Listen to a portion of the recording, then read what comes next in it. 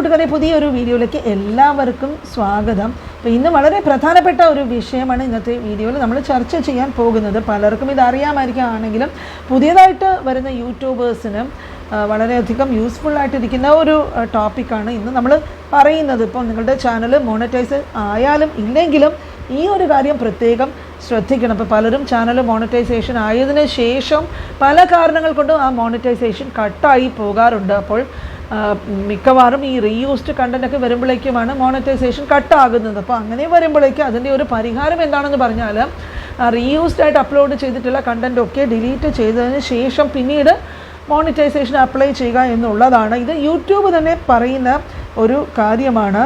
നിങ്ങൾ reused delete ചെയ്തതിന് ശേഷം നിങ്ങളുടെ തന്നെ കണ്ടൻറ്റ് ഇട്ടിട്ട് മോണിറ്റൈസേഷൻ ക്രൈറ്റീരിയ കംപ്ലീറ്റ് ആയാൽ, അതായത് വാച്ച് അവേഴ്സ് ഒരു പക്ഷേ കുറഞ്ഞു പോകാൻ ഇടയുള്ളത് കൊണ്ട് ആ വാച്ച് അവറും സബ്സ്ക്രൈബേഴ്സ് ക്രൈറ്റീരിയ ഒക്കെ കംപ്ലീറ്റ് ആയതിനു ശേഷം പിന്നീട് നിങ്ങൾക്ക് വീണ്ടും ഇതിന് അപ്ലൈ ചെയ്യാനായിട്ട് സാധിക്കും. അപ്പോൾ അവരവരുടെ ചാനലിൽ റീയൂസ്ഡ് ക്രിയേറ്റ് ചെയ്തിട്ടുണ്ടോ എന്നുള്ളത് ചെക്ക് ചെയ്ത് നോക്കിയിട്ട് വേണം മോണിറ്റൈസേഷന് വേണ്ടിയിട്ട് അപ്ലൈ ചെയ്യാനായിട്ട്. അപ്പോൾ സാധാരണ ഈ റീയൂസ്ഡൊക്കെ വന്നിട്ട് നമ്മൾ ആ കണ്ടൻറ്റൊക്കെ ഡിലീറ്റ് ചെയ്യുമ്പോഴേക്കും നമ്മളുടെ വാച്ച് ടൈമൊക്കെ കട്ടായി പോകും സാധാരണ.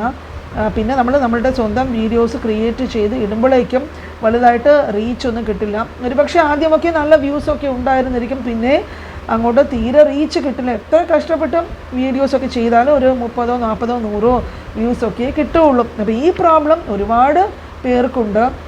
അപ്പോൾ ഇതിൽ വീഡിയോസിൻ്റെ വ്യൂസ് കുറയുന്നതിനേക്കാളും നമ്മൾ നോക്കേണ്ടത് നമ്മൾ നേരത്തെ വീഡിയോസ് ഡിലീറ്റ് ചെയ്തു കളഞ്ഞു. കാരണം നമ്മുടെ ചാനലിൽ വന്ന് ബൾക്കായിട്ട് ധാരാളം വീഡിയോസ് ഇങ്ങനെ ഡിലീറ്റ് ചെയ്ത് കളയുമ്പോഴേക്കും അതിൽ നെഗറ്റീവായിട്ട് ബാധിക്കും ചാനലിനെ. കാരണം നമ്മുടെ ചാനലിൻ്റെ ട്രാഫിക്കൊക്കെ പോവുകയും പിന്നെ റീയൂസ്ഡ് വന്നു എന്ന് ആർക്കെങ്കിലും ഒരു പ്രശ്നം വന്നാൽ ഒരിക്കലും നമ്മൾ അതൊക്കെ ഒറ്റ രാത്രി കൊണ്ടിരുന്ന് ആ വീഡിയോസൊക്കെ ഡിലീറ്റ് ചെയ്യാനായിട്ട് ശ്രമിക്കരുത്. നിങ്ങൾ എന്ത് ചെയ്യണമെന്ന് പറഞ്ഞാൽ ഇതിൻ്റെ ഉള്ള ഒരൊറ്റ പരിഹാരം എന്താണെന്ന് ഞാൻ നിങ്ങൾക്ക് പറഞ്ഞു തരാം.